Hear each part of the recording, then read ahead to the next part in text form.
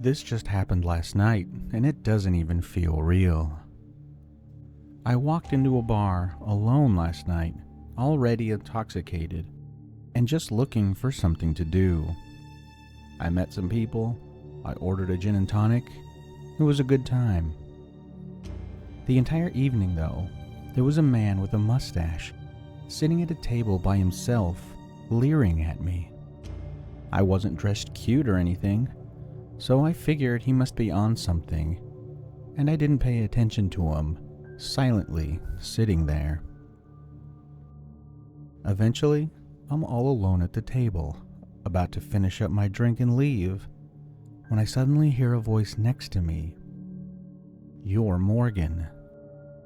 I look up from my phone, and that man with the mustache is sitting right beside me. "Nope, I stupidly give him my first name.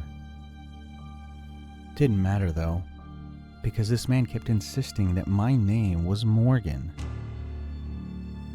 "What do you want to own someday, Morgan?" the man asked, odd question aside, but I humored him, because that's what you do with crazy people. Nothing in particular, why?" When I tell you this man got genuinely angry at my response, I followed up with a house maybe. He clicked his tongue and locked his head, looking at me like I just failed some kind of test. Only he knew the rules too. This man simply looked at me like he had decided that I was worthless, like I deserved whatever fate he was envisioning for me. "Listen, dude, you can stay here and chat as long as you aren't 1. On some weird drugs, 2. Planning on drinking more because I think you've had enough, and 3. Not gonna murder me." I added that last bit jokingly. "Oh, I can't promise I'm gonna let you live." I've read the phrase, "his eyes darkened," in several romance novels before. I never knew what that was supposed to look like until last night, when that man delivered those words. And let me tell you, it's not sexy. It's fucking bone-chilling. I've listened to enough true crime podcasts to take this as my sign to leave. Maybe he was just joking, but I wasn't taking any chances. I hurriedly approached the bartender, and mustache guy got kicked out, and I took an Uber home. I don't know who Morgan is, and I don't know who that man was, but regardless, let's not meet again.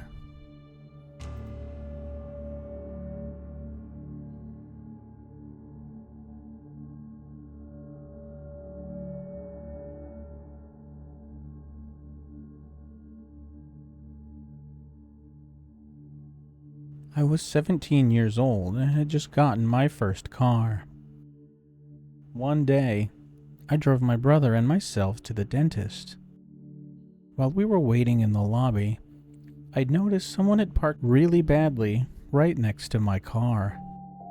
Since it was new, I was pretty paranoid about it getting scratched up. My brother went in for his appointment, and I decided to go move the car to a safer location. After I parked in a new spot, I was walking back to the office. Just before I could cross the parking lot to get inside, a minivan with super tinted windows, so tinted that they had this weird blue hue to them, pulled up so close to me that it almost hit me. I thought it was strange, but I simply walked around it.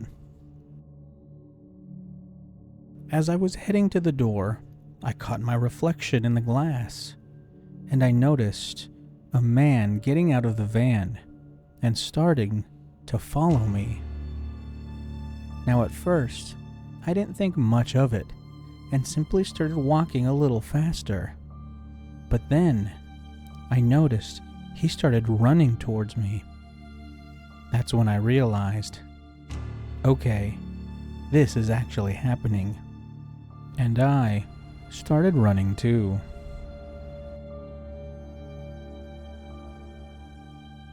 I barely made it to the door before he could grab me. Now this door was glass, and I could see his reflection in it as he was reaching out, only inches away from me. He looked like a totally regular guy, wearing a button-up shirt and khakis, which made the whole thing even more surreal. I quickly ran inside, and he didn't follow, probably because he didn't want to be seen.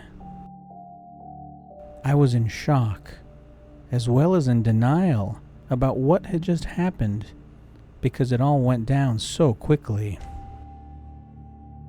I managed to look out the window, and I saw him holding a purple cloth in his hand. I still have no idea what that was about. He simply looked around, then got back in the minivan and sped off. I told the receptionist what had happened, but I was still pretty shaken up and confused. This whole ordeal happened in less than a minute, and I've often wondered what would have happened to me if I hadn't chosen to run.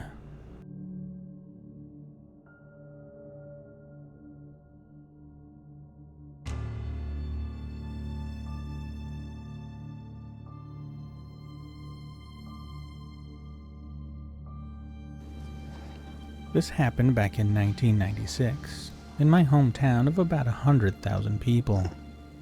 I was 15 years old, from the suburbs, and went to a high school in the city.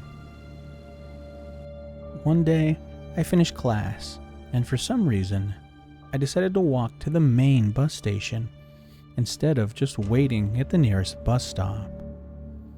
I stood at the gate my bus line starts from, number 15. Another bus line, number 17, also begins from that same gate. I waited for about 10 minutes when a man comes up to me and asks if bus number 17 had left yet.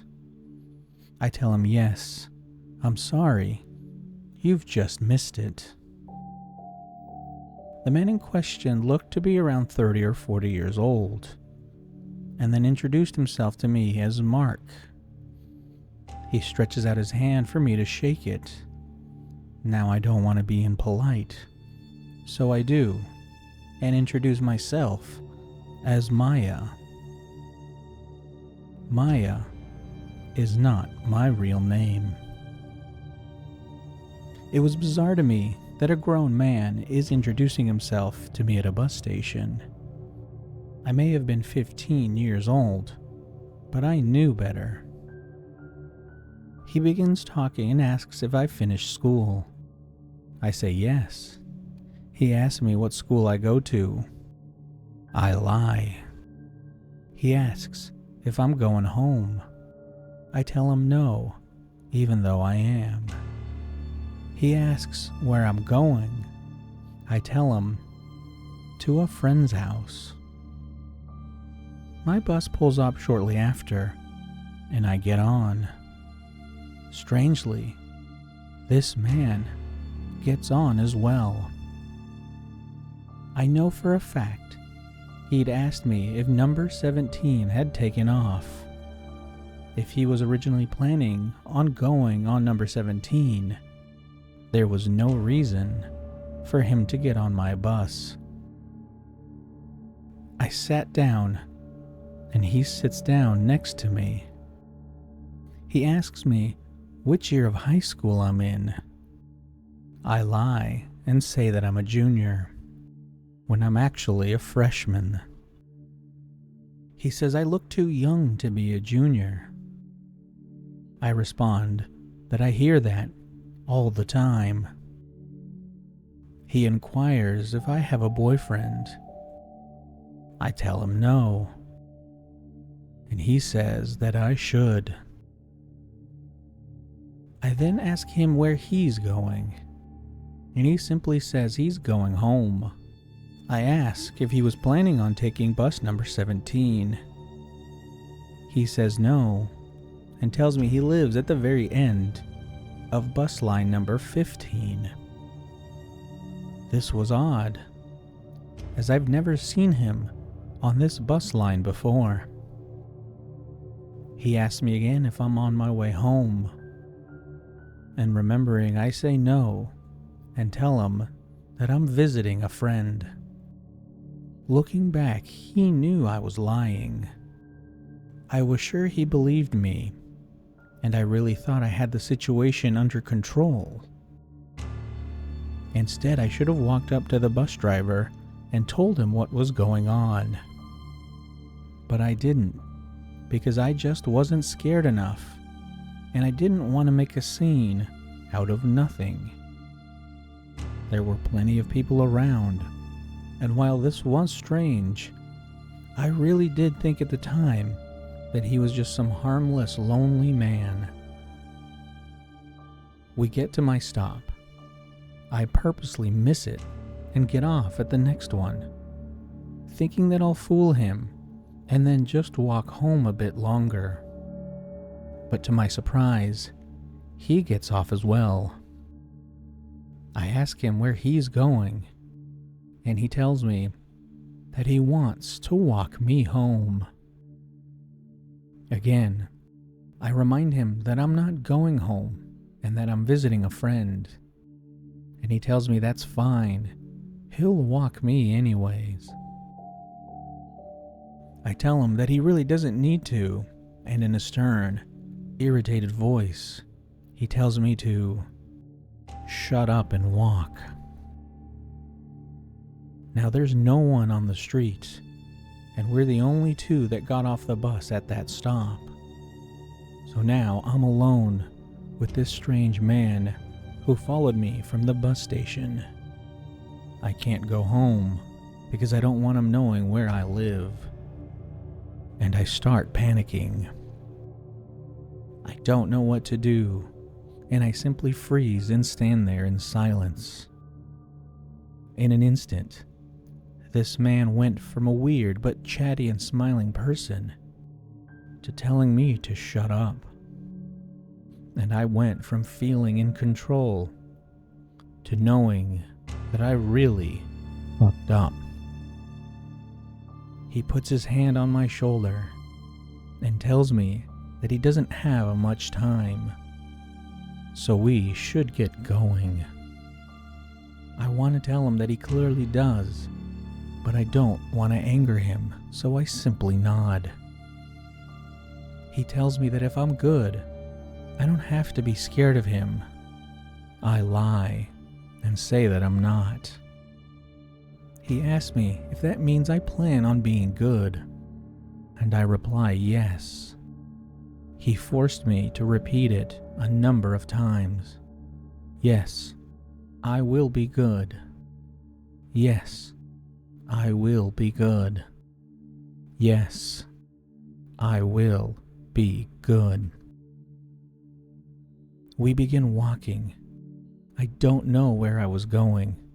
We simply walked, and he walked alongside me with his hand still on my shoulder.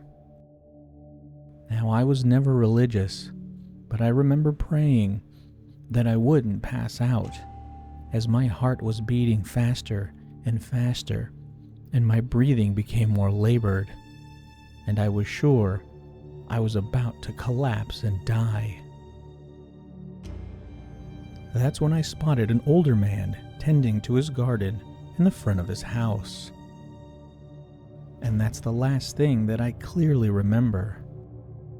I do have a vague memory of running, and I was told later that I was screaming for help while running towards this man, while Mark, the stranger that followed me, ran off. This older man called the police, and they contacted my parents. The police themselves couldn't do anything but take my statement. Since my parents both worked and couldn't take me to and from school, they bought me a phone that very same day. Now this was the 90s, when mobile phones were a luxury. Now I wish the story ended here, but it doesn't. After that day, I only ever got on the bus stop right in front of my school. A few weeks passed from the incident, and I did so like I did any other day. But I locked eyes with this strange man as soon as I stepped onto my bus. He was right there, saw me, and had the biggest grin on his face, like he couldn't be any more excited to see me. I was so creeped out that I immediately ran off the bus and into the school. I called my mom in tears, and she had me find a teacher to walk me to her car when she came to get me. The school was then notified of the situation.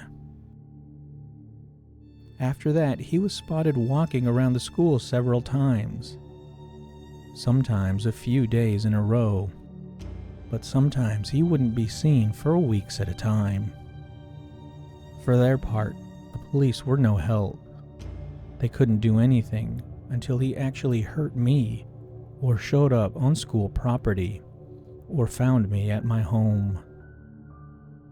I spent the rest of that year waiting in the school until late afternoon, so that my mom could pick me up after she got off of work. We also always took a very long route home. I now know she was making sure that we weren't ever going to be followed. After that, my parents then had me switch schools. Thankfully, he was never spotted in or around my neighborhood, and I'm very sure he never ever found out my name or where I live. I only ever saw him one more time after that. I was 21 and back in my hometown on summer break from university. I saw him in a grocery store in an entirely different part of town. He didn't recognize me, didn't even look at me, but I immediately recognized him. I'm just happy he's out of my life.